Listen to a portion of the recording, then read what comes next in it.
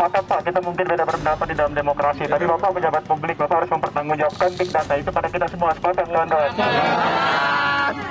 Apa kewajiban saya mempertanggungjawabkan saya punya soal pejabat publik, Pak? Itu sudah jadi narasi yang beredar Pak dari pejabat publik. Presiden sudah bilang pemilu tetap tanggal 14 Februari 2024. Dan mesti kembali lagi.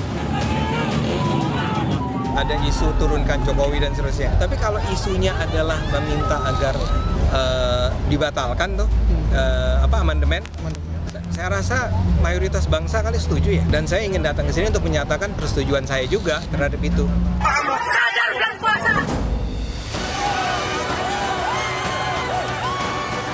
Tim dari Polda Metro Jaya berhasil menangkap pelaku ketiga terkait dengan kasus pemukulan dan pengeroyokan ini atas nama Dia Ulhak. Ada juga satu orang pelaku lain yang telah kita tangkap atas nama Arif Pardiani. Yang bersangkutan ini melakukan provokasi, diantaranya mengeluarkan kata-kata Ade Armando sudah mati, kemudian turun semua yang ada di Jakarta.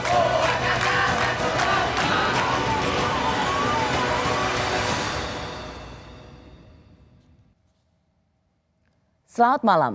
Apa yang terjadi pada hari Senin 11 April lalu menjadi catatan penting buat kita semua untuk Indonesia, yaitu demo mahasiswa dan juga aksi pengeroyokan yang sangat tidak beradab yang dialami oleh dosen Fakultas Ilmu Sosial dan Politik yaitu Ade Armando dari Universitas Indonesia.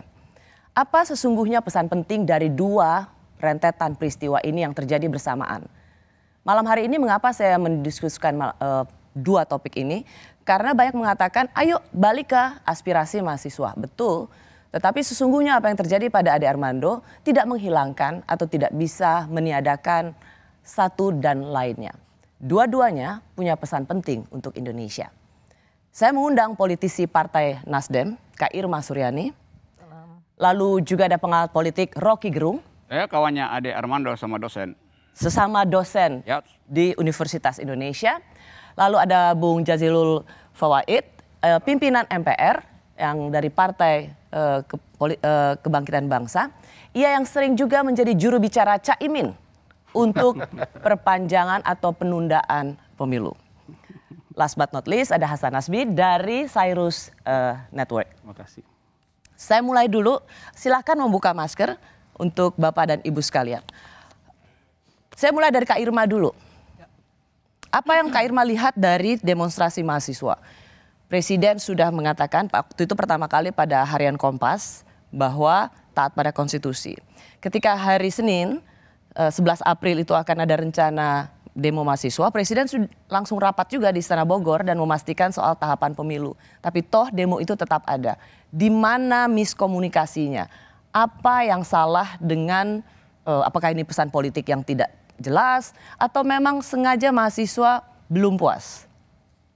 Ya, saya kira yang pertama yang harus saya sampaikan bahwa yang namanya unjuk rasa, yang namanya kritisi kepada pemerintah itu kan memang menjadi kontrol sistem yang efektif ya, yang dilakukan publik kepada pemerintah. Di situ saya setuju. Tetapi yang menjadi pertanyaan saya juga sama seperti Rossi, bahwa sebelumnya kan sudah disampaikan oleh Presiden bahwa pemilu tetap berjalan sesuai dengan apa yang sudah ditetapkan oleh konstitusi. Nah, saya nggak ngerti kenapa kawan adik-adik mahasiswa ini tidak mendapatkan informasi itu. Tidak mendapatkan atau memang tidak ada yang memang tidak menyampaikan itu secara secara penuh kepada seluruh kawan-kawan mahasiswa, saya juga nggak tahu. Ya. Nah, itulah yang menyebabkan kemudian mahasiswa. Jadi menurut Kak Irma harusnya tidak perlu ada demo? Nggak perlu ada demo nggak apa-apa, tapi bukan tidak lagi urusannya soal pemilu. Mungkin saja bisa soal minyak goreng misalnya, atau soal yang lain. Saya kira yang menjadi masalah utama kan yang perpanjangan sama 3 periode kan sudah terjawab. Dari sebelum-sebelumnya Pak Jokowi udah menyampaikan bahwa 3 periode itu nggak mungkin. Dia udah menyatakan ke publik kan sebelum-sebelumnya juga. Presiden Jokowi memang mengatakan tidak soal 3 periode memang sudah tegas menolak. Tapi bukan soal penundaan pemilu. Apalagi kemudian partai-partai politik contohnya Caimin dari PKB, Pak Erlangga dari Golkar dengan temu dengar dari petani sawit juga mengatakan hal sama. Ketua Umum PAN juga mengatakan sama. Bung Jas, dengan demo kemarin marak dan kemudian berakhir cukup tragis dengan ada aksi pengeroyokan pada Bung Ade Armando, ya, Anda merasa bertanggung jawab nggak? Nah begini, bahwa demo itu di DPR itu bukan kali ini saja, udah sering. Dan kemarin itu sebenarnya mahasiswa mengarahkan demonya ke istana kan, kemudian pindahlah ke DPR atau ke DPR MPR. Karena salah satu tema yang dituntut itu soal menolak 3 periode, menolak penundaan. Pemilu, ya. Nah, tetapi lebih dari itu ada tuntutan-tuntutan lain sebenarnya. Soal supaya ekonomi stabil, minyak goreng turun, sembako. Persis, ya. Nah, maksud saya Pak, sebenarnya untuk wacana penundaan ini lebih pada pemicu. Kelangkaan minyak goreng gitu ya. Tapi di sisi yang lain kan para politisi, ketua umum partai seolah tidak memahami kebatinan publik begitu. Nggak merasa ya PKB ini juga bagian dari biang kerok dari wacana yang sangat tidak memahami kebatinan publik yang lagi susah secara ekonomi. Gus Muhaimin ketika itu juga dititipi oleh publik, dititipi oleh pelaku usaha agar pemilu 2024 bisa nggak ditunda. Melihat keadaan 2 tahun COVID itu pemerintahan dan usaha tidak efektif. Nah itu baru tingkat wacana. Nah kemudian disampaikan oleh beliau soal kekhawatiran jika terjadi pemilu pada tahun 2024 setelah 2 tahun. Jadi aspirasi itu valid? Iya. Aspirasi valid bahwa cuma di ujung disampaikan. Perpanjangan masa presiden, penundaan pemilu, itu valid? Penundaan pemilu itu bukan sebuah alasan. Bukan perpanjangan 3 periode ya? Tidak. Ya. Saya bilang penundaan pemilu atau penambahan masa presiden. Itu menurut Anda aspirasi rakyat valid? Bukan sesuatu yang direkayasa dan terorkestrasi? Valid. Karena saya ikut juga kok keliling bersama beliau. Saya ikut dialog-dialognya dengan beberapa pengusaha. Dan memang ada keluhan yang sangat kuat dari para pengusaha bahwa 2 tahun usahanya nggak bisa bergerak apa-apa. Habis itu 2 tahun lagi. Ada demo di hari Senin lalu, bukankah itu jawaban konkret atas apa yang disebut dengan keinginan masyarakat? Artinya keinginan masyarakat versi PKB adalah versi keinginan masyarakat yang sama sekali tidak memotret realitas di lapangan. Kan ada potret yang juga dibuat oleh lembaga survei bahwa memang tidak populer. Kami tahu bahwa wacana penundaan itu tidak populer. Tetapi di alam demokrasi boleh dong kita menyampaikan wacana yang tidak populer. Dan kita akan bertanggung jawab tentu dengan mengoreksi, mendalami apa yang menjadi wacana yang disampaikan oleh Gus Muhaimin. Maksudnya mengkoreksi bertanggung jawab gimana? Ya tentu begini. Setiap wacana yang dilontarkan itu kan ada respon publik. Nah salah satu responnya kan demo kemarin. Ya kan? Nah padahal kita belum bergerak kemana-mana ini. Di MPR belum ada pembahasan. Kok sebegitu dahsyatnya soal ini? Ada soal apa? Dan yang menurut saya yang paling ini semua dialamatkan kepada Pak Jokowi. Padahal Pak Jokowi berapa kali itu sudah mengatakan tidak. Gitu.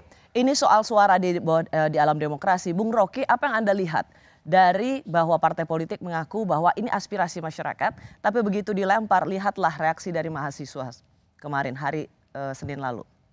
Iya, Pak Jokowi 14 jam sebelum demo panggil menteri-menteri untuk memberitahu jadwal pemilu. Dan itu hari Minggu, ngapain itu? Jadi dia takut ketika dia tahu bahwa demo itu serius, besar. Jadi Pak Jokowi akhirnya bicara karena dia takut pada massa, bukan pada konstitusi. Seandainya yang demo 2-3 orang, beritanya itu nggak ada tuh Pak Jokowi akan panggil rapat itu tuh.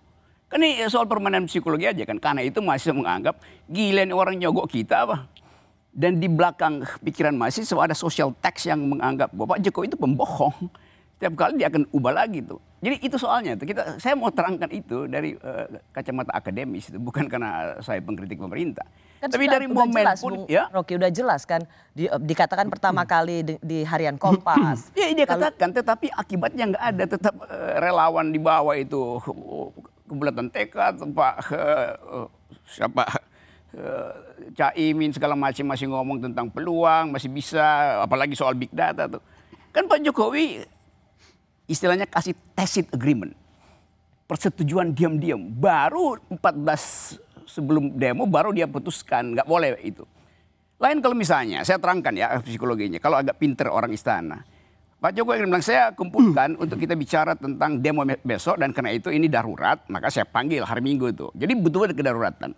Karena darurat, maka hanya yang terlibat dengan politik yang saya undang. Lalu orang mungkin bertanya, Pak Luhut di mana? Pak Luhut akan saya tugaskan hal yang lain besok tuh.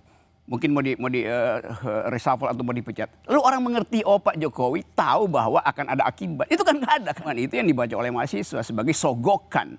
Dia udah persiapin demo ini dari 2 bulan lalu. Kan sudah berkali-kali partai politik Gak ada soal partai politik, Pak Jokowi yang orang buktinya kan seperti kita lihat Bung Jas, lihat itu aspirasi masyarakat kok. Iya, karena itu Pak Jokowi juga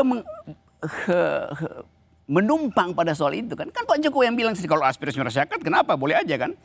Jadi konsistensi ucapan presiden itu menghina intelijen mahasiswa.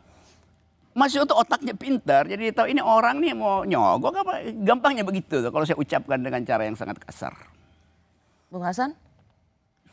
Ya sebenarnya kan pemerintah itu sudah memberikan sinyal-sinyal ceasefire lah, gencatan senjata. Udah tahu masyarakat kan mau demonstrasi.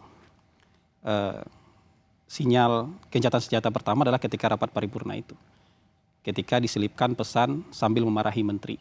Bahwa tidak ada lagi cerita bicara soal penundaan pemilu atau perpanjangan masa jabatan.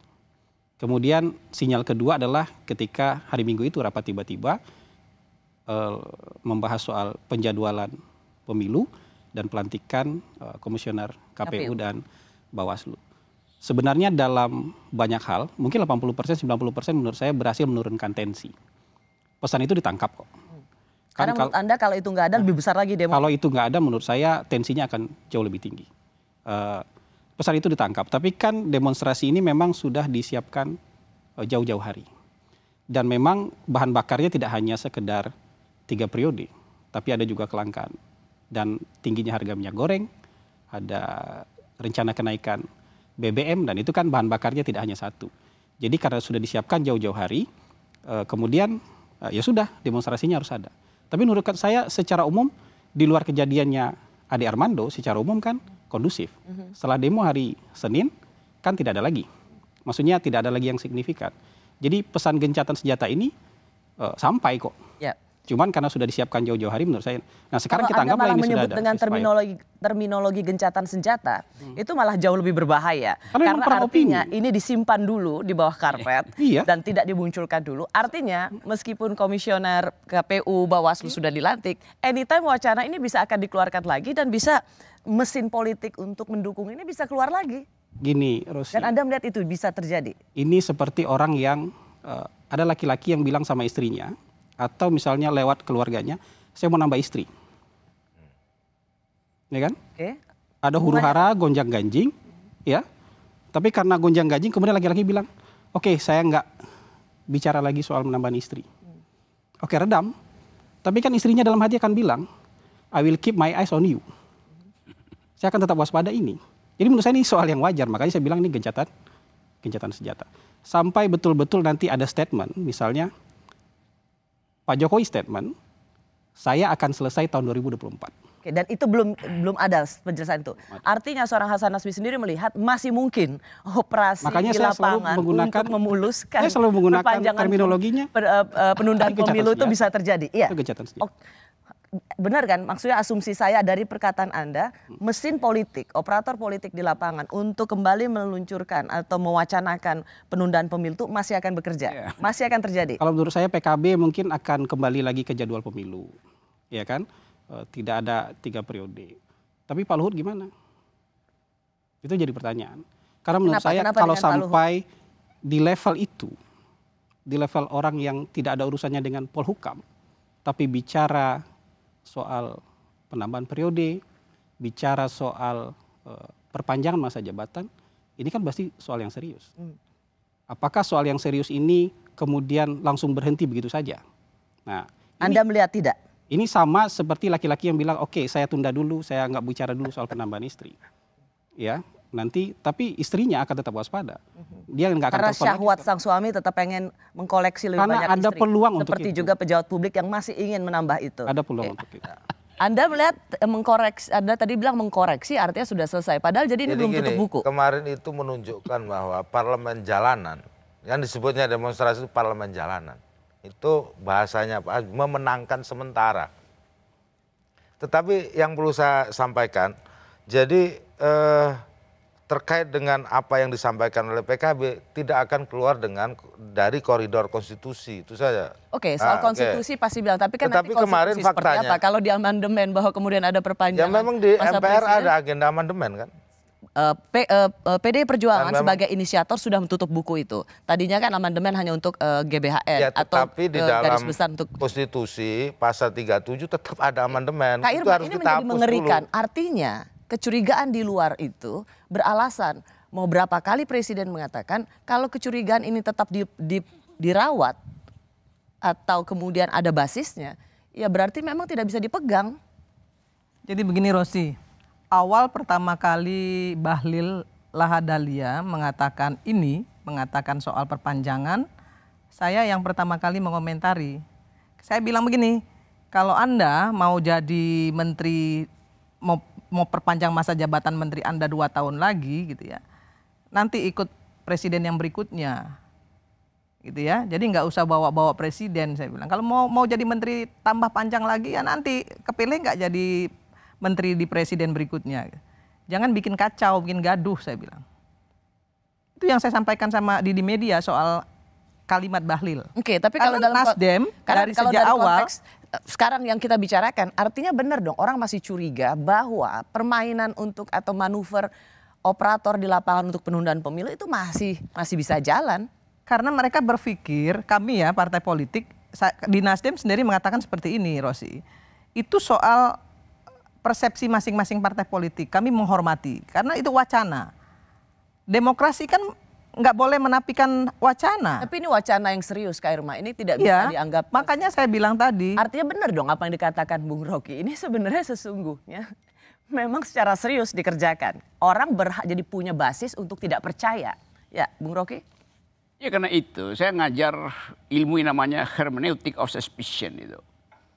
Kita harus curiga pada sesuatu, apalagi kalau dia wilayah operasinya itu kekuasaan. Kan kalau dari awal kita ya disebut Bahlil, Bung Haimi segala macam. Kok tiba-tiba ada pengetahuan itu bahwa kalau perpanjang nanti kita ikut dapat rezeki itu. Mungkin itu awalnya tuh, lalu disodorkan pada Presiden Jokowi. Presiden juga diam-diam, ya boleh juga ya. Power tends to corrupt.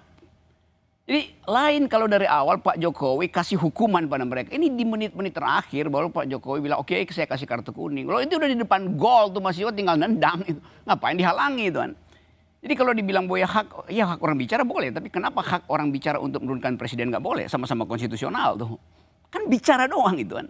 Tapi kan Anda semua kan larang tuh, jangan dong diturunkan sebelum masa jabatan. Loh kenapa? Cuma wacana juga. Nggak ada yang larang, ini manusia satu nih salah.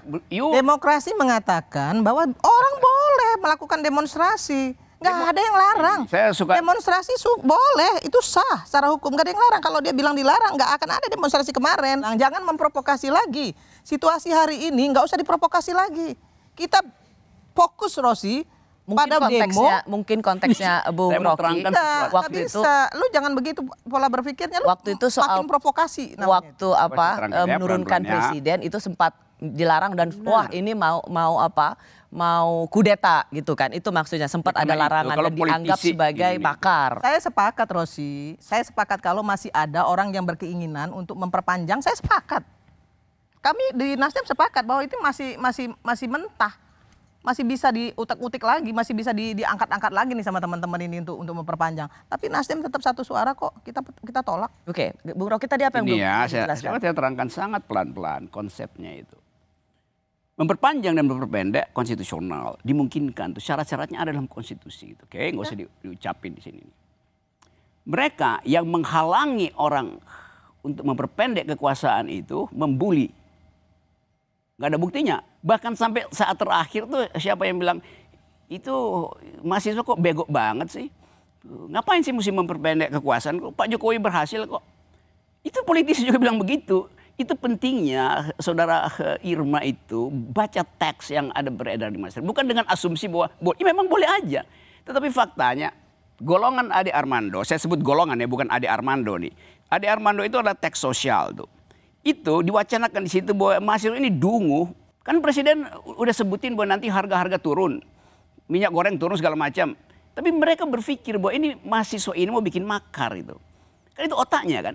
Jadi hal yang bilang itu Ade Armando bilang itu otaknya mahasiswa bodoh, bego segala macam siapa? Cari aja di Itu sosial kan media. Anda yang bicara. Cari aja sosial media. Anda itu provokator. Cari Anda aja di nggak ada sosial bedanya sebenarnya kalau saya mau bicara jujur. Kalau orang yang sebelah mengatakan Ade Armando itu adalah buzzer, Anda juga buzzer sebenarnya. Nggak ada Cari aja bedanya. di Anda sosial- dengan gini, itu nggak ada Bu Irma ya. bedanya. Jadi Teks menurut saya hari ini Oke. kita selesaikan secara baik. Jangan diprovokasi lagi. Ini Indonesia udah rusak demokrasinya. Bentar. Bentar, ya. Jadi faktanya ada di sosial media, cari dulu baru Anda bilang itu Sosial buzzer. media itu nggak bisa jadi ukuran juga seluruhnya. Lah, kalau Ada begitu apa sosial yang jadi media ukuran? yang abal-abal, ada yang kredibel. Ya, tapi itu Lihat dulu dong yang kredibel. Nggak bisa juga Anda Oh ya, saya bilang minta seperti maaf itu. deh. Yang kredibel adalah yang diucapkan Mahfud MD, yang diucapkan Muldoko, yang diucapkan Nasdem, yang enggak. diucapkan Presiden. Oke. Itu yang kredibel. Dan yang kredibel itu bukan yang media. dibantah oleh peristiwa Keliru. kemarin. Nah, Mahfud dan segala macam itu bukan media. Itu Jadi- manusia. Anda tahu nggak? Oke, Yang jadi- namanya media itu yang mana? Nih, Kompas TV ini media namanya. Kompas TV beritain Anda Mahfud itu, nggak? saya kasih tahu. Tunggu, Kompas TV kutip Mahfud nggak? Saya nggak. Soal Saya apa? bilang soal media. Anda bilang Mahfud itu manusia, mesti dengar media. Media itu dengar manusia yang namanya Mahfud MD. Bagaimana coba logika? Tadi Anda kan bilang Mahfud MD itu media. Mahfud MD bukan media. Oke, ini debatnya atau diskusinya agak nggak fokus karena pasti Itu saya mau kita- fokus tadi bahwa hak orang juga untuk minta presiden berhenti itu. Oke. Tapi mereka yang minta berhenti itu dibully itu. Mereka yang minta diperpanjang diluk-lukan. Itu kan kata Anda. Ya memang saya katakan Nah, begitu. iya itu kata Anda. Terus nggak apa semua lagi orang Anda katakan? begitu. Jadi Kalau ada- yang satu pihak sebentar Rosi. Ada satu pihak setuju, ada satu pihak tidak setuju. Oke. Itu demokrasi. Memang. Terus Nggak boleh juga dia bilang bahwa kalau ini dibully. Nah, yang ini juga kalau misalnya mereka nggak setuju, mereka juga dibully. memang. Sama-sama. Jadi kenapa mesti That's dilarang? right. Masalahnya Nggak ada yang larang. Oke, Siapa yang larang? Bung Hasan. Dengar, oke deh, saya nggak perpanjang itu. Saya anggap aja bahwa itu Ada yang larang. catatan apa sih kaki. yang apa poin Jangan dibolak-balik Anda ini omong-omongan sebenarnya? Anda itu. Bentar Bung Hasan, poin Anda apa sebenarnya? Ade Armando itu bukan digebuk oleh orang, digebuk oleh big data. Bung Hasan, kita kembali ke soal demo. Tapi yang mencemaskan adalah artinya kita belum tutup buku dong dengan wacana penundaan pemilu. Gini, kalau MPR masih tetap ada agenda untuk amandemen, amandemen itu kan luas. Oke, nggak, artinya kalau- memang Jadi gini, ini mencemaskan. yang mencemaskan tuh nanti silakan diukur lah. Jadi buat saya tidak hanya sekedar soal bicara konstitusional. Kalau memperpanjang masa jabatan nanti bisa dibilang konstitusional karena nanti bisa diamandemen, memperpendek juga mengakunya juga bisa konstitusional. Menurut saya ini tidak hanya sekedar bicara konstitusional. Kalau enggak kan nanti sama aja, yang ingin memperpendek dan ingin memperpanjang itu menurut saya sama aja. Bang Rocky berada di posisi yang sama ketika mendukung orang yang ingin menurunkan segera. Tapi menolak orang yang ingin memperpanjang. Ini kan sebenarnya posisi prinsipnya sama gitu. Tidak menghargai proses sirkulasi 5 tahunan yang baik-baik saja. 2 periode kita kan nggak ada masalah. Ya. Sirkulasi 5 tahunan nggak ada masalah, kenapa harus diperpendek? Sama juga kenapa harus diperpanjang? Kenapa harus tambah 3 periode? Jadi kalau sesuatu, oke lah itu dibuka peluangnya oleh konstitusi. Tapi keadaannya kan baik-baik aja, nggak ada masalah. 2 periode ini kan nggak ada yang anggap itu masalah. 5 tahunan nggak ada yang anggap itu masalah. Kalau itu diutak-atik, diperpendek maupun diperpanjang, berarti kan cari-cari masalah. Menurut saya begitu. Sepakat. Nah sekarang benar kan Kak? Ya. Jadi kalau misalnya pintu amandemen itu masih mau dibuka, mau dibilang amandemen terbatas, amandemen tidak terbatas, buat saya itu orang akan tetap curiga. Ya. Yang itu yang si istri yang akan bilang I will keep my eyes on you itu. Oke, Karena godaannya akan selalu ada gitu. jadi belum tutup buku ya. Dan itu sebenarnya sejalan dengan apa yang menjadi kecurigaan seorang Rocky Gerung loh. Tapi dia posisinya kalau gitu turunkan sekarang, buat saya sama aja dengan posisi yang perpanjang. Enggak, bukan begitu poin Nggak saya. gitu. Nah, apa kalau Poin gitu? saya bukan itu. Poinnya apa Bung Rocky? Saya terangkan dengan kalimat yang sederhana apa yang abstrak supaya ada orang yang bisa ikut paham kalimat saya.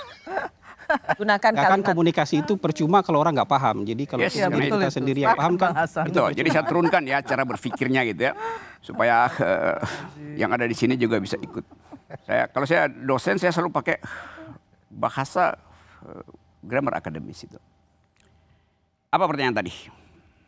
Berarti kecurigaan soal masa penundaan wacana penundaan pemilu itu akan selalu masih bisa dihidupkan. Pasti. Kenapa? Karena Presiden Jokowi sampai sekarang nggak tahu siapa yang akan gantiin dia tuh. Kan di dalam teori demokrasi semakin cepat sirkulasi elit semakin bagus gitu. Ideal kita 5 tahun itu idealnya tuh. 4 tahun juga lebih baik sebetulnya. 2 tahun bahkan lebih baik.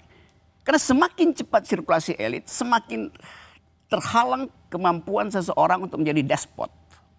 Itu prinsip demokrasinya tuh.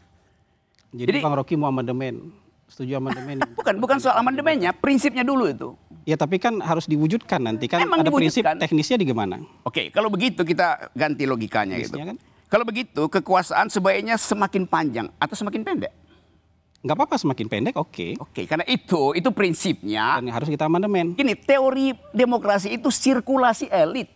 Semakin lama sirkulasi elit, semakin menumpuk kekuasaan. Jadi karena gini, itu Bang. dipercepat. Dan, Nah, 5 tahun dan itu. prinsip demokrasi kan juga pembatasan kekuasaan. Karena itu bukan perpanjangan, semakin dibatasi. Karena itu ideal yang kita pilih adalah 5 tahun. Udah selesai. Lalu kenapa ada wacana perpanjang? Karena ada perpanjang maka orang berpikir kalau perpanjang Pak Jokowi lebih baik. Enggak, menurut saya kalau perpendek lebih baik itu. Lalu timbul percakapan kan. Lalu orang marah ke saya. Lalu saya hanya melayani logika terbalik itu tuh. Kan begitu kan? Kan Tapi Pak, menurut saya itu di posisi yang sama, bikin gaduhnya di posisi yang sama. iya, yang bikin Betul, gaduh Bang Hasan. itu Itu adalah gaduh orang yang semua. mulai mengatakan bahwa Nggak bijak itu. berdasarkan big data, Presiden Jokowi diperpanjang 3 tahun, dia akan lebih mewah membangun Indonesia. Saya melihat harus baliknya. Jadi saya mesti halangi orang yang dengan logika itu. Karena itu saya anggap logika Anda tuh memungkinkan orang bikin logika terbalik itu. Bung Kan begitu Jos, jadinya. Jadi apa yang That's disampaikan logics. oleh Pak Hasan dan tadi itu kan memang ini pada tahap wacana.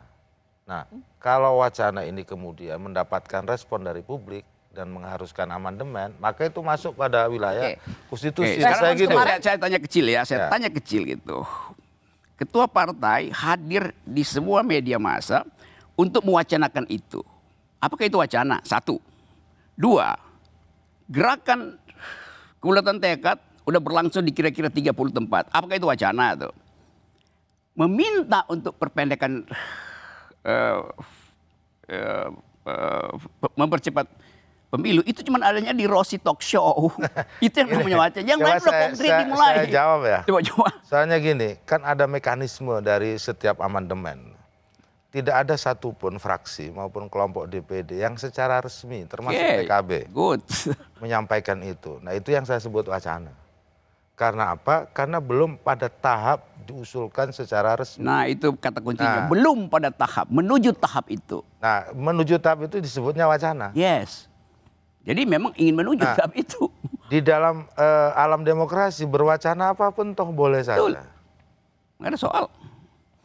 Tetapi karena ini Mbak Rosi, karena ini kita, publik kita sudah dihantam COVID selama 2 tahun. Nah inilah yang kemudian menjadi pikiran, apakah pemilu itu betul-betul bisa menjadi jalan keluar. Tidakkah apa yang terjadi hari Senin kemarin menjadi sinyal yang sangat kuat, hentikan wacana itu. Sudah, jangan lagi mengotak-ngatik Justru saya itu disebut dengan mengatakan kebebasan berbeda kalau berbicara saya. di demokrasi. Kalau saya melihatnya berbeda. Justru kemarin di demo yang kemarin kemudian ada masalah sedikit soal terjadi kekerasan di situ. Itu justru menurut saya bisa menjadi pintu di mana pemilu juga akan terjadi kekerasan seperti itu. Kalau tidak diantisipasi secara baik. Karena itu yang menjadi kekhawatiran PKB ya. PKB ini partai yang terbuka. Oke, Yang maksudnya apa? inklusif. Dengan apa yang terjadi pada Ade kan Armando itu akan menggunakan membuat sekali kekerasan. lagi wacana bahwa Ada sebaiknya penggunaan pemilu kekerasan. ditunda lagi. Di tengah demo, iya itu kan salah satu poin pemikirannya Pak Muhaimin ketika penundaan itu kan khawatir pemilu ini kalau tidak diarahkan secara baik itu menjadi konflik horizontal. Saya jadi begini, saya pikir dengan kemarin Presiden sudah mengatakan tetap dengan tahapan pemilu 14 Februari 2024, pelantikan Komisioner KPU dan Bawaslu, harusnya kita sudah tutup buku. Kenapa sih masih ingin terus mengulik-ngulik sesuatu yang membuat orang marah? Begini loh Mbak, kalau soal 14 Februari sebelum Pak Presiden menyampaikan, itu di Komisi 2 juga sudah diputuskan. Bahwa pemilu 14 Februari dan tahapan dilakukan. Ini kan terkait wacana apa sih yang disoal dengan wacana, kan kita menjadi warning juga. Siapa yang bisa menjamin pemilu 2024 itu tidak terjadi konflik horizontal? Makanya kita kasih warning aja kalau ini sebagai warning. Ya, kalaupun ada penundaan pemilu, siapa yang bisa menjamin 2 tahun kemudian juga tidak terjadi konflik horizontal? Ya sama maksud saya. Itu kan wacana ketakutan. Kita seolah-olah selalu mewacanakan ketakutan pada rakyat supaya elit ini bisa melakukan apapun. Ya seperti juga orang mewacanakan kalau saya presiden nanti Indonesia makmur, itu sama juga kan. Itu namanya wacana harapan. Dan PKB lebih memilih wacana ketakutan. Bukan soal wacana ketakutannya. Bahwa kita menghadapi soal belajar dari pemilu-pemilu yang kemarin. Saya baca kasus kemarin, anggota DPD bilang begini, kalau Pak Jokowi tidak 3 periode, Indonesia akan jadi negara Islam tuh. Akan jadi negara Islam. Yes. Anggota DPD, lalu berkali sekarang DPD itu. Jadi apa yang kita sebut sebagai pro khilafah? Kenapa? Pak Rocky, pro khilafah. Enggak, saya pro Anda untuk dongkel Muhaimin itu, bukan khilafah itu. Jadi, tapi memang keliaran-keliaran wacana itulah yang menurut saya itu kan bagian dari demokrasi kita, nggak ada soal, asal jangan gunakan kekerasan, jangan gunakan kebencian, itu kan untuk mendewasakan kita. Oke, Kak Irma? Jangan juga tipis Pak kuping. Presiden sudah menyatakan, ya kan, bahwa tidak ada lagi 3 periode. Nasdem juga nggak setuju dengan 3 periode. Saya pribadi Nasdem akan solid ya, konsisten sampai tidak ada 3 periode itu sama sekali tidak akan ikut dalam inisiasi. Kami dipanggil oleh Pak Surya Paloh, kita sudah 3 periode nggak ada. Jadi kalau ada misalnya manuver-manuver dari PKB, kita menghormati, itu urusan partai lain, bukan urusan partai kami. Kita jelas kok tegak lurus. Kira-kira wacana seperti ini bisa menang nggak di MPR? Ya tergantung parlemennya seperti apa. Makanya saya pribadi memang selalu menyampaikan begini. Kalau masih pragmatisme yang dikedepankan, pasti semuanya bisa berubah, Rosi. Jadi orang-orang seperti Bung Jas ini dan yang mendukung penundaan pemilu pragmatis ya? Bisa saja kalau nanti ujungnya money kan itu. Saya ngomong apa adanya kok. Ujungnya uang. Iya. Jadi memang operasi untuk penundaan pemilu ini ada uangnya? Bisa terjadi itu. Makanya tadi saya bilang saya sepakat dengan Bang Hasan Hasbi tadi bahwa sebenarnya yang pro dan yang kontra itu sama-sama seharusnya sudah sama-sama salah, sama-sama benar juga gitu. Jadi sebenarnya nggak perlu diributin lagi, Presiden udah ngomong pen kok kalau Presiden nggak mau diperpanjang. Kan udah selesai nih soalnya sebenarnya. Ya memang, cuman ada semacam ketidakpercayaan. Dan ketidakpercayaan itu yang akan kita lihat di lapangan yang bisa saja jadi demo. Dan itu harus dikawal, Rosi. Itu harus dikawal. Semua pihak yang tidak setuju perpanjangan harus mengawal itu. Termasuk kami. Kami juga mengawal itu.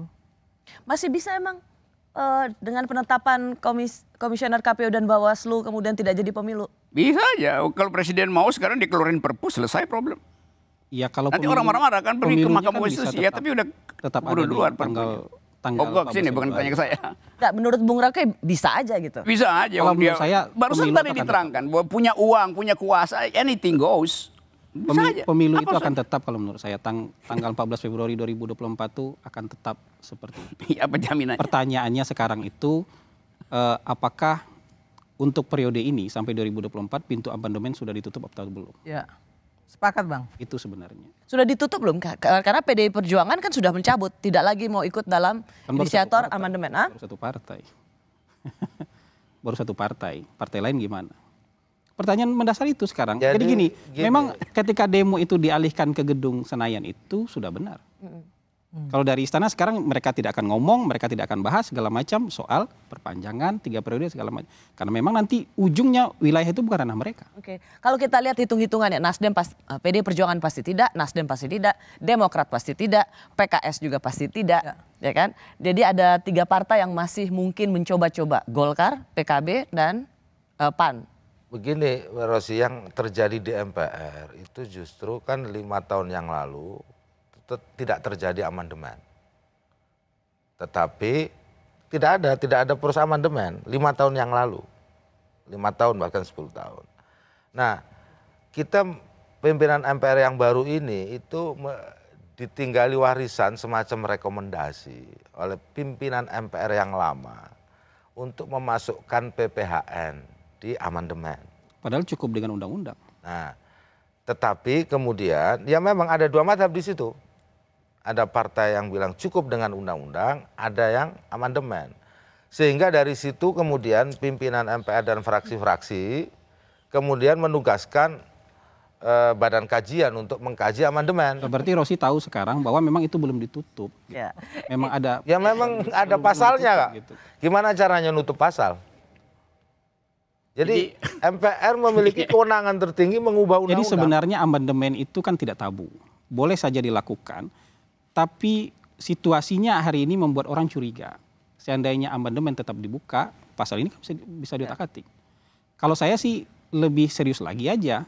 Kalau memang mau diutak-atik, khilafah bisa masuk juga di pasal ini. Pasal 29 juga bisa diutak-atik. Yang nggak boleh kan bentuk negara. Gitu. Pasal 29 juga bisa diutak-atik. Nanti ditambahin kata-kata syariat Islam dan segala macam. Seperti amandemen 1-4 kan pernah diusulkan itu. Dan kalau voting waktu itu sampai pasti kalah. Kalau bukan Pak Amin Rais yang pasang badan waktu itu, pasal 29 itu sudah. Oke. Kalau kita Jadi maksud saya hari ini secara prinsip amandemen tidak tabu, tapi secara teknis kita kan harus bicara teknis juga. Secara teknis masyarakat curiga ketika amandemen tidak ditutup, berarti masih ada upaya untuk itu. Untuk minimal untuk periode ini. Teknis di amandemen, Mbak, itu sederhana di pasal 37 itu. Cukup diusulkan 1/3 secara tertulis pasal tertentu. Dan habis itu tidak ada uji publik lewat referendum sosial, nggak ada di situ. langsung bisa menggelinding. Kalau menurut pasal itu. Lebih susah bikin undang-undang daripada rubah konstitusi. Persis. Apa yang dikatakan oleh Bung Jas ini seperti menebalkan kecurigaan loh. Terlepas bahwa secara teknis bahwa ini masih terbuka amandemen, tapi kan sekarang Ya, orang baik saja bisa dicurigai, apalagi orang nggak baik kan. Semua ini kan hidup begini, Mbak. Maksud saya di sistem ketatanegaraan itu mau diatur untuk curiga itu. Makanya ada DPR yang mau mengawasi pemerintah. Ya untuk bersikap curiga lah. Kalau DPR-nya nggak curiga, ya semuanya jalan tuh. Emang kecurigaan itu dilembagakan. Namanya pengawasan. Oke, bukan di situ sih poin saya, Nah, tapi apa poinnya soal? adalah bagaimana mungkin anggota DPR dalam hal ini atau para politisi masih terus bersikukuh untuk mewacanakan penundaan pemilu, sudah melihat apa yang terjadi, reaksi politik Pertanyaannya di tadi lapangan. amandemen. Persis, itu kan Anda bicara soal teknis konstitusi, bukan di situ yang ingin saya tanyakan adalah bagaimana moral para politisi ini untuk melihat apa yang dirasakan oleh rakyat. Ya kita juga merasakan apa yang dirasakan rakyat. Jadi sebenarnya kalau publik tetap kan saya juga bagian dari kalau rakyat publik saja. tetap membahas dan menolak ini, mau nggak mau akan terkurung. Senayan akan terkurung. Tapi kalau publik tidak itu tadi, ini sudah nggak ada lagi isu ini. Kemudian kita abai, kita nggak usah perhatikan lagi. Justru nanti bisa jadi bumerang, bisa dikerjakan. Gimana bumerangnya? Ya karena bisa dikerjakan kan tadi syaratnya cuma 1/3 ngusulin, udah bisa masuk. Jadi Rosi, poinnya menurut saya 1/3 mengusulkan amandemen dibuka. Soal curiganya setuju nggak setuju itu kan ini- baru dengan angka. Curiganya masyarakat ini wajar karena memang konstitusinya kan ini kita bicara konstitusi. Seperti yang beliau bilang tadi, ya kan? Yang namanya wacana kalau itu berjalan sesuai dengan konstitusi itu bisa. Nah, sementara yang menolak juga merasakan hal yang sama.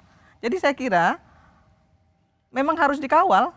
Seberapa Ya, memang seberapa harus kuat dikawal. atau seberapa kuat dengan Ibu Megawati yang tetap konsisten menolak, Pak Surya Nasdem Paloh, tolak. Nasdem, seberapa kuat Bung Rocky? Seberapa kuat Presiden Jokowi bisa bertahan hari-hari ini. Itu aja poinnya. Saya punya teori bahwa this is the beginning of the end itu. Dalam 1 semester ke depan, ya mungkin nggak sampai. Kalau saya bikin satirenya itu nanti ada Oktober 2022 ada G20. Ya yang buka G20 itu sangat mungkin bukan Presiden Jokowi lagi itu. Karena variabel internasional, ya udah diganti presidennya.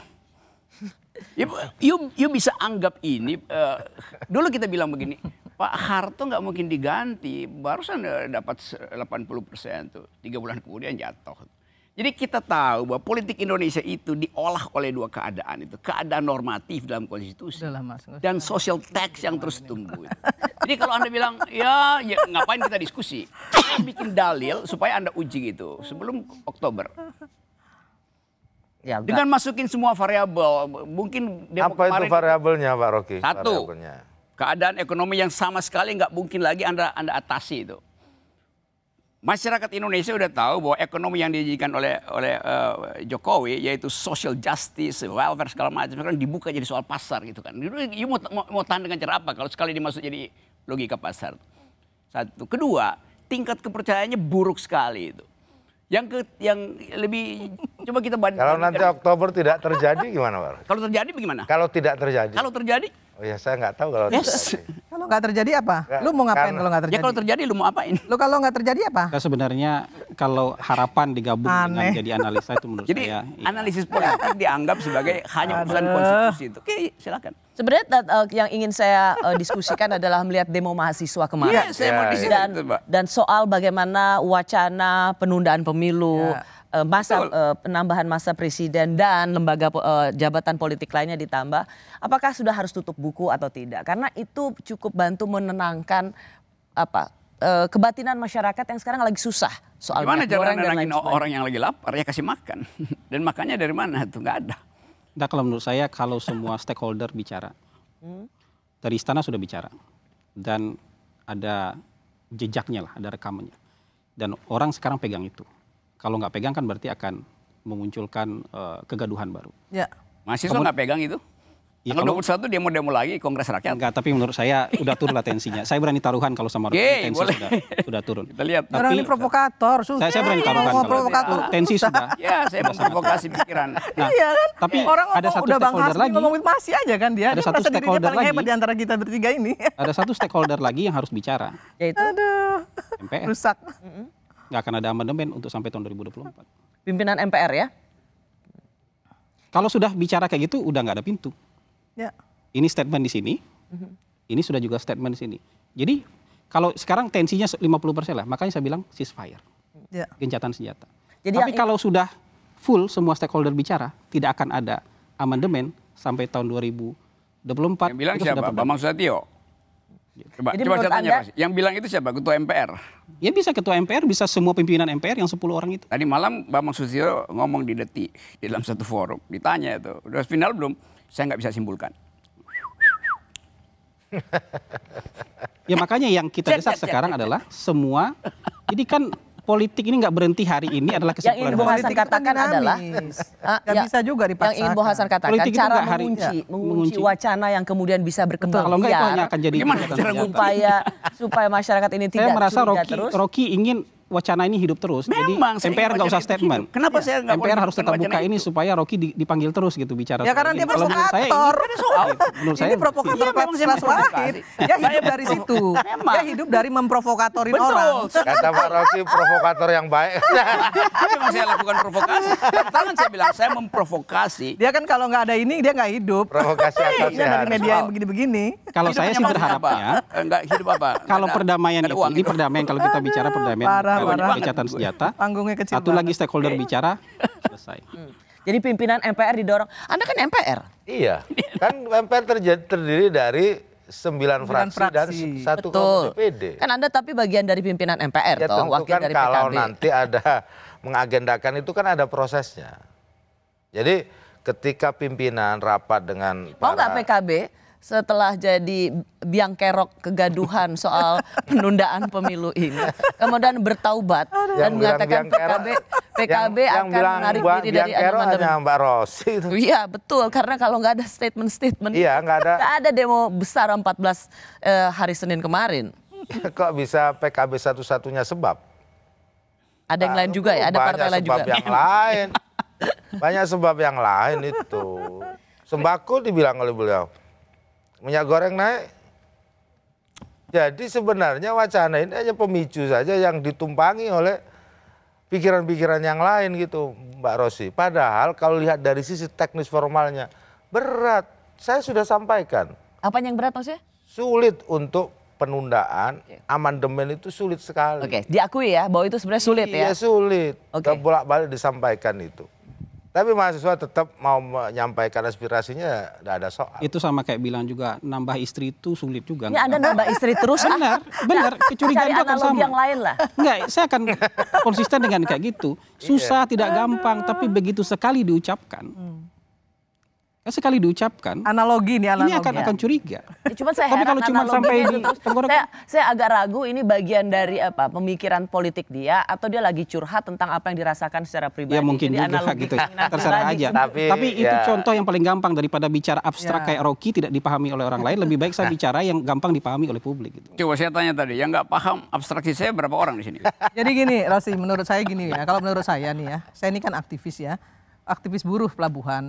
Jadi kalau kita bicara sama mahasiswa itu pakai bahasa akademisi. Tapi kalau kita bicara sama buruh, pakailah bahasa buruh. Enggak semua orang bisa sama menerjemahkan apa yang disampaikan secara abstrak. Oke. Ya, poin jadi saya itu.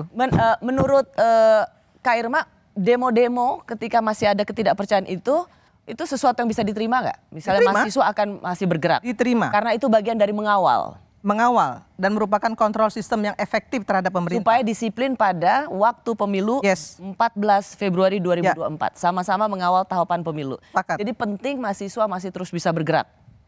Iya, yang penting sebagai bagian dari mengawal yang ya. penting mahasiswa, yang penting aparat Penting jangan juga sampai Nasdem ditunggangi tetap itu menolak. aja. Jadi Dan demonstrasi Nasdem mahasiswa jangan sampai Penting juga ditunggangi Komit kayak ya, tetap kemarin. menolak ya. Ya, Komit. komit. Betul ya? Lah, itu Pak Brewok udah ngomong loh, Ros. Ya dong. Udah ngomong. Dan Pak Brewok itu nggak pernah bolak-balik kalau ngomong selama ini kan. Ya, sudah jadi hanya fakta. dua ketum partai politik yang benar-benar sangat loud and clear, yaitu Ibu Mega dengan PD Perjuangan dan Pak Surya Paloh dari Partai Nasdem. Menurut Anda masih akan ada demo-demo lagi nggak? Atau harusnya sudah tutup buku? Atau memang diperlukan demo lagi untuk bagian dari mengawal ini? Jadi begini, kalau sekarang demo-demo menurut saya tensinya turun. Harus diakui lah tensinya turun. Kalau harapan Rocky kan tensinya naik. Tapi kalau faktanya menurut saya itu tensinya turun. Tapi gitu.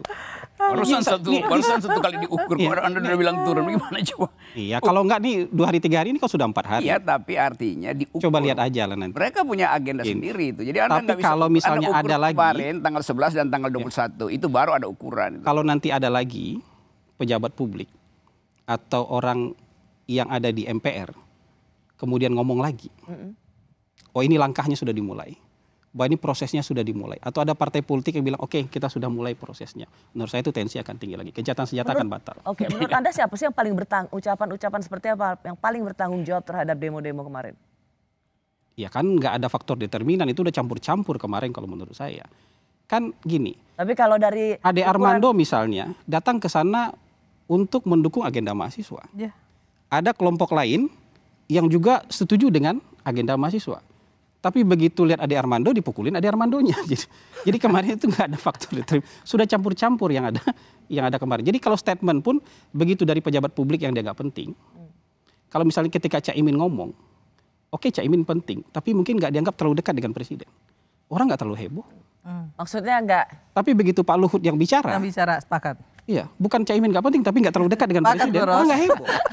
Kalau yang itu gue sepakat. Sebenarnya dia ingin Orang nggak mengatakan bahwa Caimin mau ngomong apa juga orang nggak heboh. dianggap, gitu ya. Rocky belum marah-marah yang menurut saya bicara. ketika Pak Rosi Caimin yang dulunya ngomong. bangker. Tapi ketika Pak Luhut yang bicara, semua se-Indonesia bereaksi karena dianggap sangat dekat dengan presiden. Dan dianggap itu suara presiden. Gitu.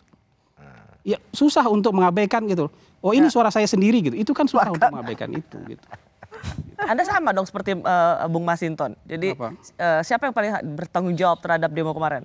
Kalau Bung Masinton bilang yang paling bertanggung jawab adalah Pak Luhut. Anda? Nah, kalau buat saya ada semua pihak yang kemudian yang ingin memperpanjang dan yang ingin memperpendek itu juga punya sumbangsi di sana. Ya. Padahal idealnya di tengah-tengah menurut saya tidak ada perubahan. Tidak ada perpanjang, tidak ada perpendek. Oke.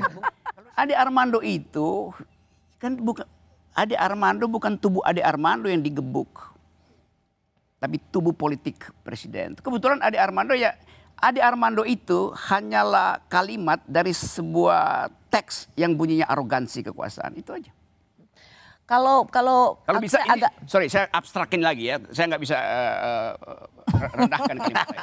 Yang digebuk di situ bukan tubuh Ade Armando, bukan, tapi tubuh Basser. Representasinya Ade Armando, siapapun yang ada di situ digebuk gitu. Karena udah terbentuk social text, bahwa ini orang-orang ini Islamofobi, penjilat presiden segala macam, itu mau dihapus dengan hukum, nggak bisa. Dulu Raja Louis XIV bilang, saya ini wakil Tuhan, mahkota saya nggak mungkin diturunkan oleh rakyat. Lalu rakyat penggal kepalanya tuh. Kriminalkah itu? Bukan kriminal.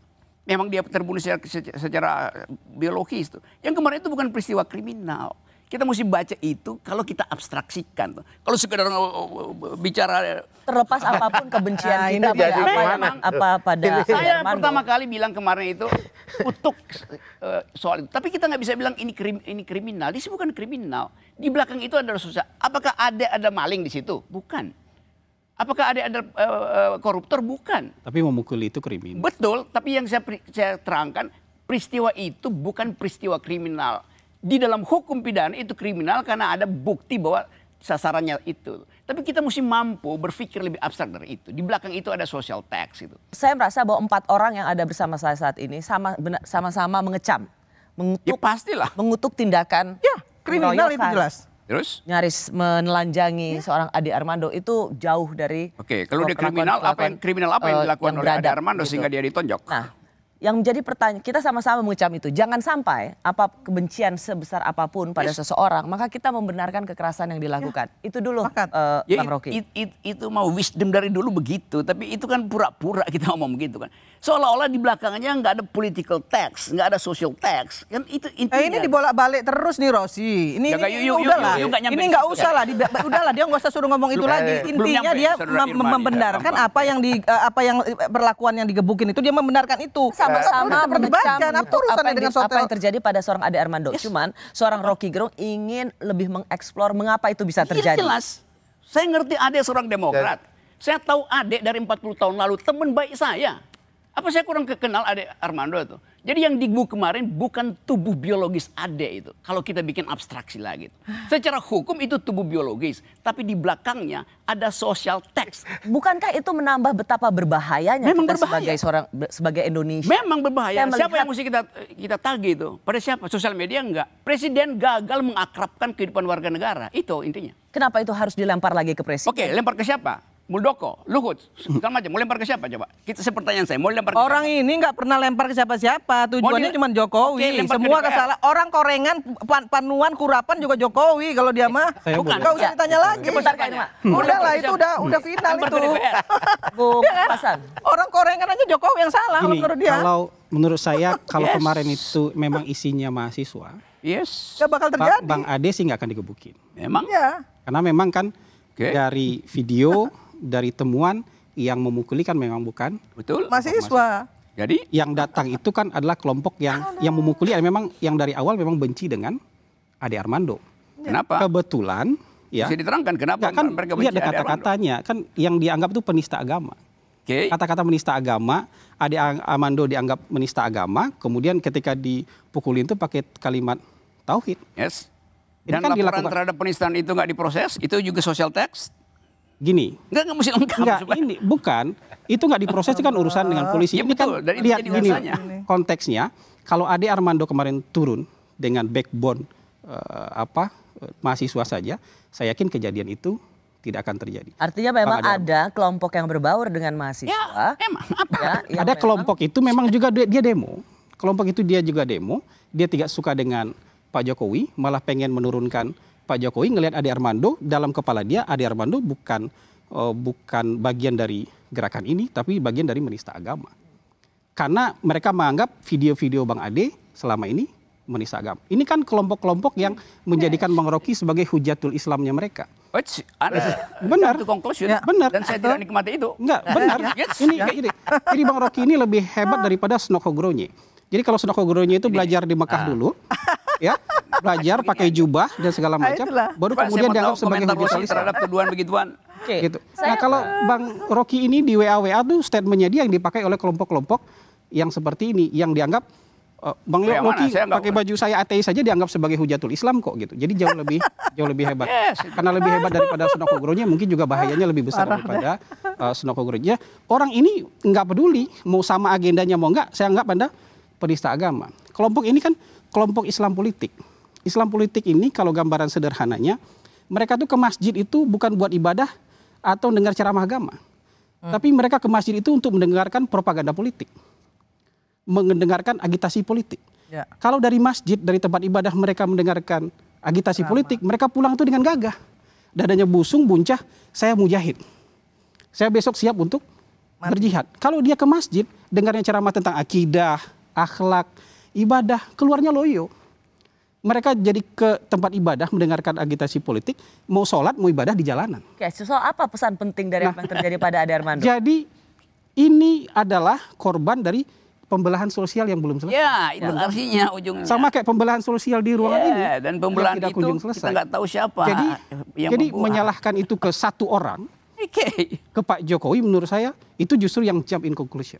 Ya. Tapi jadi ini kan siapa? pembelahan sosial ini siapa yang memulai? Ya siapa? You Nah mesti jawab. kalau kita merunutnya seperti benang kusut, mungkin kita nggak akan ketemu. Kalau nggak ketemu, Tapi kenapa kita nggak berani? sama-sama menurunkan ego, kita nggak bisa seperti ini. Betul. Ya. Menurut saya kan yang diperlukan dalam konteks ruangan seperti ini cari solusi.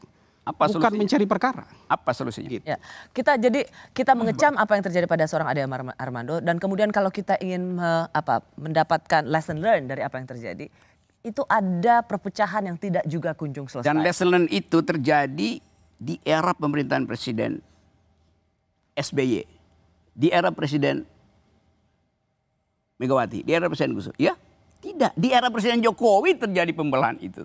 Itu yang mesti diucapkan. Pak Jokowi Konklusinya itu begitu dong. Gimana korban coba? pertama dari kecurigaan Islam politik itu Pak Jokowi. Yes. Tahun 2012 itu dia korban pertama. Dan itu Jadi dan menyalahkan itu ke Pak Jokowi itu menurut saya. kalau begitu siapa yang Keliru. salah itu? Ya itu, artinya. ya inilah saya bilang tadi Rosi. Ya, gini kita Pak, kan Bang mencari Rocky, solusi. kan kalau Bung Hasan bilang bagaimana itu ia mencari bisa solusi, dianggap bukan sebagai memprovokasi. bagaimana seorang Presiden Jokowi bisa dianggap sebagai aktor yang harus bertanggung jawab. Dia orang yang paling menjadi pertama korban sebagai orang dibilang bukan Itu Islam, korban, iya dia korban. PKI. Lalu dia memanfaatkan seluruh kapasitasnya sebagai kepala negara untuk kasih public address. Tapi itu dia tidak lakukan. Maka dia dikompori aja sama orang-orang yang oke, ini apa namanya bagian kader segala macam. Jadi kapasitas presiden nggak ada. Saya nggak salahin dia. Karena dari awal dia nggak punya kapasitas untuk bisa berpikir abstrak. Bung Jas? Ya tentu dari peristiwa Pak Armando kemarin Demikian kami juga. sebagai partai yang terbuka, yang berwarna-warna di situ kami merasa bahwa ini memang ada soal yang serius. Apakah pakai tesnya Pak Rocky atau yang siapapun itu. Tapi Bukan, ini ada bandingin soal. aja. Di zaman lain ada nggak keterbelahan masyarakat? Ya memang hari-hari ini memang Yes, lebih- hari-hari ini Ya hari-hari beda siapa? lah, kan yang namanya zaman itu kan berubah. Ya, Rosi. tetapi zaman itu begini, berubah. Pak Rocky. Nggak bisa kembali ke itu kan belakang. yang dirasa karena apa? Saya melihat balik ya ke Pak, belakang. selain soal yang Bodoh disebut Pak banget, Rocky, balik ke belakang. itu memang dunia media sosial berbeda dari tahun-tahun Kalau yang kita lalu. lihat ya, apa Di yang terjadi- zamannya Gus Dur nggak ada, Bu Mega belum ada media sosial semasif ini. Jadi kesalahan media sosial. Ya, kira-kira itu curiga mulu orangnya. bagian yang Curiga aja bawaan. mempercepat. Jadi media sosial itu mempercepat keadaan yang seperti ini. Oke, dari tapi media itu bukan sosial. menjadi salah satu jawaban. Media sosial akan selalu ada. Ya, justru itu. Nah, tapi Masa bagaimana media sosial? yang cukup membuat saya shock itu adalah ketika terjadi pengeroyokan pada seorang Ade Armando, reaksinya pun terbelah. Dari reaksi yang mengecam hingga reaksi yang menyukuri. Saya mau terangkan itu. Tapi saya terpaksa mesti pakai teori itu. Gak bisa sekedar dengan keterangan. Ya. Antropologi politik bangsa ini dalam studi dari Sunokogronya sampai Clifford Geertz ada antropologi dendam. Ya kan kalau ngomong begitu. Biar orang Kalau Anda pusing. pernah belajar gitu ya. Biar orang pusing dengernya. Antropologi dendam. Itu istilah, ada istilah itu. Islam disebut sebagai majority with minority mentality itu. Bukunya ada di Wear Time, baca Ibu Irma. Itu pentingnya baca, bukan kerja. Tuh. Jadi kalau pimpinan tidak punya kemampuan abstraksi, dia nggak bisa baca sosial semen bangsa ini apa. Tapi bukankah Tapi saya heran ya, dia ngaku pintar tapi nggak jadi presiden gitu. Emang kita nggak benar. Justru yang jauh dari keadaban, Rocky. Dosennya bangga gitu presiden ya, udah tahu merasa bahwa hebat. antropologi bangsa ini adalah dendam, dia mesti cari cara. Tapi dia nggak tahu itu soalnya. Ya, cuman dia loh yang paling tahu. Kasih tahu dong Pak Rogi. Kasih tahu sama saya. Kapan saya kasih tahu dia?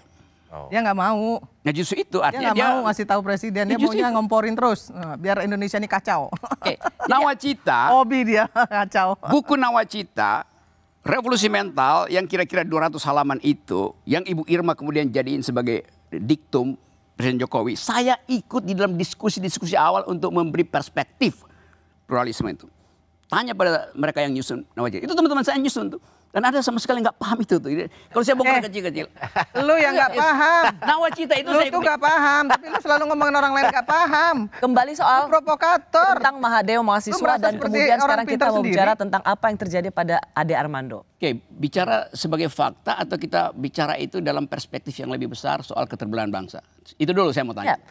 Ya, makanya tadi kan saya katakan yang lebih membuat shock adalah respons. Ya, respons itu bisa dari kita yang mengatakan syukurin aja. Kalau itu wah bagus, kalau perlu wow. Itulah. Apakah sudah sedemikian hilangnya rasa kemanusiaan? Saya mulai dari itu ya. Beberapa teman dosen Ade Armando menyayangkan terjadi peristiwa itu. Tapi kemudian dia kasih tambah kalimat tuh. Iya tapi Ade Armando kelebihan sih. Bahkan ada kalimat yang kalau saya edit sedikit. Ya devils in my heart say yes itu. Mana coba saya dong yang ada kalimat Ade Armando itu jangan itu Kak, nanti beralih lagi topiknya. Oke. Yang mau Anda katakan yang Anda mau katakan menyesal, di tingkat intelektual aja orang mendua soal itu. Saya bilang jangan dieksploitasi itu untuk membenarkan kekerasan pada Ade Armando. Saya berkelahi dengan mereka di situ tuh. Ya. Karena saya tahu watak Ade Armando tuh, itu intinya. Ya. Jadi kalau saya mau buka itu dengan keterangan yang panjang lebar itu, nanti orang curiga, kok lu ternyata bela Ade Armando. Tapi kalau saya bilang Ade Armando punya dua tubuh biologi dan tubuh sebagai buzzer. Bedain itu. Kalau Ade Armando bukan buzzer nggak dihajar di situ. Jadi kita bilang, kenapa dihajar? Karena dia dipersepsikan sebagai buzzer. Ade Armando di dalam forum semacam ini beberapa bulan lalu menghina saya, menganggap Saudara Rocky itu ateis karena itu dia gak punya perspektif tentang kemanusiaan. Bener gak? Dia bilang, yes. Di talk show saya. Yes. Dan sekarang tunggu, Anda ini bukan bagian Anda. Sekarang saya tanya. Ada urusan. Ini boleh. Ini boleh disela. Kalau Anda bukan ateis, nggak mungkin Anda bilang bahwa kitab suci itu adalah fiksi. Itu yang mengakibatkan orang menuduh Anda ateis. Siapa yang bilang kitab suci itu fiksi? Lu yang bilang kok. Jadi apapun. Ya, apapun kalau punya, mana nih? Kalau itu buzzer, ya, bukan berarti kan kemudian kebiadaban itu bisa dilampiaskan pada threshold orang macam-macam. Saya di Cokro TV, saya dihina di situ sebagai perampas tanah Sentul. Ade Armando sponsornya di situ, grup itu tuh. Saya nggak anggap itu sebagai threshold itu nggak ada di 4-5 orang yang kepung Ade. Ya udah. Jadi sekarang kenapa yang mereka itu tidak mampu melihat Ade sebagai warga negara yang harus dilindungi otonomi tubuhnya. Dia hilang aja, dia anggap lu buzzer dan lu menghina agama gue gitu. Itu sama dengan waktu saya terangkan tadi, waktu Louis XVI, Louis XIV dipotong kepalanya, itu adalah kejahatan. Tapi orang bilang, lu bilang lu nggak bisa dipotong kepala lu dan lu adalah raja yang paling lalim dalam sejarah Republik Prancis itu. Jadi kita mesti, itu yang saya sebut, persiapkan satu talk show yang di belakangnya ada konsep intelektual itu. Oke, Bung Hasan. Ya kalau saya melihat begini, ini di luar konteks pemukulan dulu yang pertama. Bang Ade Armando itu Rocky Gerung di kutub yang berbeda. Jadi sama-sama ekstrimnya nih. Kalau memberikan pendapat sama-sama ekstrim. Di sini ekstrim mendukung dan kemudian mungkin keras terhadap kelompok Islam politik. Rocky Gerung sebaliknya. Jadi mereka bisa saja berteman karena sebenarnya satu karakter. Saya melihat responnya kemarin itu 3 lah. Bukan satu karakter, sama pikiran abstraknya, mampu mengabstraksikan soal. Jadi kita naik lagi ke level ya. Yes. Oke, langsung aja. Nah, saya ngelihat responnya ada 3 kemarin. Ada yang langsung mengutuk itu. Tapi ada juga yang bergembira. terang-terangan bergembiranya, terang-terangan. Dan ada yang meliuk-liuk di tengah. Nah, teman-temannya Bang Rocky ini yang meliuk-liuk di tengah. Saya mengutuk itu, tapi bukan ya saya teman-teman bisa saya, teman-teman Bang Ade pun meliuk-liuk di tengah. Iya. Yuk, jangan potong-potong kalian. Saya nggak bilang teman-teman saya. Meliuk-liuk di Ade tengah. juga, di dosen juga. Tapi temannya Bang Rocky juga kan? Betul, tapi you jangan sebut. Oke, temannya Bang Rocky dan Bang Ade juga ada yang meliuk-liuk di tengah. Teman dosennya Ade bahkan mendua di situ, bukan teman-teman saya. Meliuk-liuk, jadi bilang saya tidak setuju kekerasan, tapi ya saya bisa memahami kenapa dia dipukulin. Kalau menurut saya, kalaupun ekstrim begini, kalau Bang Rocky ekstrim dibenci oleh misalnya pendukung Jokowi, tapi datang di kerumunan pendukung Jokowi, saya yakin nggak akan digebukin. Oke. Itu yang membedakan. Itu yang membedakan. Apa bedanya? Ketika Bang Ade, ya itu mungkin yang disebut oleh Rocky tadi thresholdnya. Di sini sumbunya pendek, di sini yang tebal. You nggak tahu, saya berapa kali diusir. Bahkan di undangan resmi pendukung Jokowi saya diusir. Ya mungkin diusir, tapi kalau digebuk sih enggak. Ya belum aja, karena banyak saksi di situ. Sama aja, apa bedanya? Ya mudah-mudahan nggak digebukin. Janganlah. Jangan, mudah-mudahan nggak digebukin. Tapi kalau kayak Ade Armando, kayak Denny Siregar, yang lain muncul di komunitas itu, kelihatan, saya yakin sumbunya nggak nyampe 3 detik itu sudah meledak. Kalau di sini sumbunya panjang. Sekarang harus diterangkan, kenapa yang sana sumbu panjang, kenapa sumbu pendek? Ya sumbu pendek saya nggak tahu kan hujatul Islamnya Bang Rocky. Saya nggak tahu tuh kenapa mereka sumbu. Jadi dia nggak bisa terangkan, dia minta saya terangkan. Anda hujatul Islamnya. Saya terangkan. Kita penting loh, tapi bisa mengambil pelajaran dari apa yang terjadi pada Ade Armando. Kita tidak bisa melihat ini misalnya dengan jurus sapu jagat. Ada satu orang tanggung jawab, kemudian ketika orang itu melaksanakan A, maka semuanya selesai. Ini bukan kunci dengan doa sapu jagat gitu. Banyak hal yang harus diperbaiki. Termasuk kelompok yang sumbunya pendek harus diperbaiki. Mungkin bisa dirangkul, tapi mungkin butuh proses. Butuh panjang. Sama juga kenapa pembicaraannya di era Pak Jokowi terjadi ini. Ya mungkin tumbuh besarnya zaman sebelum Pak Jokowi. Kemudian kekar dan berototnya di zaman Pak Jokowi. Ini kan sebuah proses yang tumbuh secara berotot. Tidak mungkin tumbuh secara cepat dalam 8 tahun terakhir. Jadi banyak pihak pasti. Jadi kalau ditanya apa rumusnya? Rumusnya hari ini mungkin nggak akan putus di ruangan ini. Tapi saya yakin tidak satu orang yang bertanggung jawab untuk ini. 3-2 orang, mungkin seluruh orang harus bertanggung jawab untuk ini. Ya, kalau banyak pertanyaan, menyayangkan. Kenapa seorang Ade Armando harus ada dalam demo itu? Menyayangkan. Kenapa pertanyaan yang sama juga tidak kita tanyakan, mengapa ada orang-orang seperti itu dalam demo mahasiswa? Sama aja. Sepakat itu. Ya kan? Mengapa ada orang-orang seperti itu bisa ikut berbaur dengan mahasiswa? Dan kalau kita lihat misalnya apa yang terjadi kemarin, sebenarnya saya cukup sedih. Sedih tidak saja melihat apa yang terjadi pada Bang Ade Armando, tapi sedih melihat bagaimana terbelahnya bangsa ini. Respons terhadap Bang Ade Armando sendiri. Ya itu kesedihan yang manusiawi, tapi kita tidak bisa berhenti pada kesedihan yang sekedar manusiawi. Tetap kita mesti bongkar social tax di belakang itu apa. That's my point. Ya mungkin lain kali kita bongkar suatu saat social tax itu akan ada gunanya ya. Kalau misalnya begini, kita sama-sama menemukan benang merahnya. Kalau sekarang kan dugaan-dugaan dan harapan aja itu social tax itu menurut saya. Selesaikan secara hukum pasti. Kenapa terjadi pembelahan kata Pak Rocky tadi? Kita semua mengakui karena pasti ada ketidakadilan. Dan kalau ada ketidakadilan berarti ada kezaliman kan? Ada kezaliman. Makanya terjadi keterbelahan. Munculkan keadilan di negeri ini. Oleh? Aman. Siapa yang bertanggung jawab untuk munculkan keadilan? Ya kita semua bertanggung jawab, partai-partai. Gitu. Sebenarnya ya kan itu memang dan harus diakui. Diakui bahwa penegakan hukum ini perlu selalu diperkuat. Untuk apa? Untuk keadilan. Yang bagian terakhir ini adalah pelajaran penting apa yang terjadi pada Ade Armando. Betul harus diusut dengan tuntas. Dan bagaimana kemudian pembelahan ini tidak lagi menjadi sebuah persekusi di mana perbedaan pendapat itu tetap harus dijamin dengan ruang yang aman. Apa yang terjadi pada seorang Ade Armando kan memberikan bahwa tidak ada ruang aman bagi kebebasan berekspresi. Bung Hasan. Jadi kalau dulu Nelson Mandela itu dipenjara 27 tahun. Begitu dia bebas, dia maafkan kulit putih yang memenjarakan dia.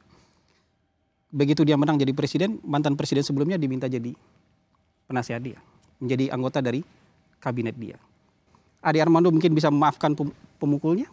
Nggak menuntut nanti misalnya, walaupun itu deliknya bukan delik kedua. Tapi bisa memaafkan. Buat saya di sana justru simbolnya bisa kelihatan. Kak Irma bisa salaman dengan Rocky Gerung misalnya, bisa cara ini. Buat saya itu memulainya dari yang kecil-kecil. Jangan kita berpikir se-Indonesia diri kita sendiri juga nggak beres gitu. Bang Hasan, kalau saya urusan politik itu nggak merubah silaturahim. Ya, betul. Saya nggak mau itu. Ya. Jadi walaupun saya sama Fadli misalnya sering berargumentasi, Fadli itu ya saya sahabatan. Orang kita sering WA-WA-an, nggak ada urusan itu. Ya maksud saya Kak Irma, banyak hal yang mungkin bisa dimulai dari yang kecil-kecil sehingga kemudian ketika itu banyak jadi sesuatu yang besar. Ya. Jadi jangan sampai kita berpikir yang besar-besar dari diri kecil kita, dari diri kita yang kecil aja nggak selesai soal yang kecil. Oke, Bung Rocky. Coba tanya, siapa yang ada di sekeliling Pak Jokowi yang ngerti social sciences, yang belajar humanities itu, yang bisa kasih nasihat tuh, yang punya otak buat di sekeliling itu nggak ada. Yang adalah proposal bisnis semua kan? Kan itu intinya tuh. Sehingga Pak Jokowi tidak di-brief dengan satu cara berpikir yang filosofis, yang ada semacam abstraksi gitu kan. Jadi Pak Jokowi juga kosakatanya terbatas. Kami Pancasila, apa itu begitu kan? Saya akan gebuk, ngapain itu? Saya Uber, apa? Jadi pemimpin itu, dia disebut pemimpin kalau dia punya visi itu. Nah visi itu datang dari kapasitas otak. Oke, kalau kita kembali pelajaran penting tentang apa yang terjadi pada Ade Armando. Ya memang itu yang terjadi, karena itu Ade Armando, tadi saya sebutin, dia digebuk oleh big data. Big data itu adalah kebodohan istana. Dia digebuk oleh kebodohan istana, itu. Yes. Enggak, dia digebuk oleh orang yang benci dia. Ya memang benci dia karena big datanya nggak mau dibuka. Kak Irma. Kalaupun nggak ada big data, Ade Armando datang kelihatan di tempat umum oleh orang itu tetap akan dibuka. Tidak, kalau big data itu udah dibuka dan Luhut bilang ini bohong dan Luhut bilang ini pesanan presiden, orang nggak akan kebencian itu sudah jauh ada sebelum ada big data itu. Betul. Dan itu bukan itu poinnya. Jadi poinnya tetap ada big data dalam bentuk abstraksi apa. Islamofobi juga itu big data. Udahlah Bang Hasan, nggak usah diperdebat. Dialah yang paling benar itu. Poin-poin itu. Nah saya dulu pernah kasih solusi pada teman-teman yang masuk KSP, penasihat presiden. Coba bikin satu forum sore hari itu, undang semua orang di situ, wartawan pinter, jurnalis pinter, intelektual, supaya Pak Jokowi itu di brief. Sehingga kalau dia keluar ada kalimat itu. Ini yang keluar adalah bunyi-bunyian, itu intinya. Ya kan tidak setiap presiden memiliki talenta berkomunikasi. Justru itu. Bisa juga dia talentanya dalam memutuskan sesuatu dengan cepat. Ya, memutuskan cepat dengan akibat bangsa terbelah. Apa yang bisa kita lakukan? Pelajaran penting dari yang terjadi pada Ade Armando dan realitas bahwa kita memang terbelah. Tanpa bukan berarti membenarkan apa yang terjadi pada Ade Armando, tapi sesuatu yang terbelah ini. Semua bangsa ini harus rekonsiliasi. Tidak boleh ada lagi pembelahan-pembelahan dalam kehidupan berdemokrasi. Jadi pemuka agama juga harus bertanggung jawab, kemudian tokoh masyarakat, parlemen, kemudian ya kita ini termasuk juga bagian yang harus memberikan solusi itu. Termasuk jangan menaikkan terus tensi, ya turunkan. Jadi kita semua harus mulai belajar bijak. Sini Kak Irma bilangnya. Saya harus mulai belajar bijak. Jadi kalau menurut saya, kalau yang nggak gatel itu nggak usah digaruk.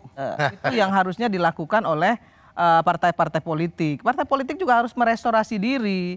Melihat situasi seperti ini harusnya pahami suasana kebatinan masyarakat yang lagi susah. Jangan kemudian diiming-imingi dengan wacana yang enggak.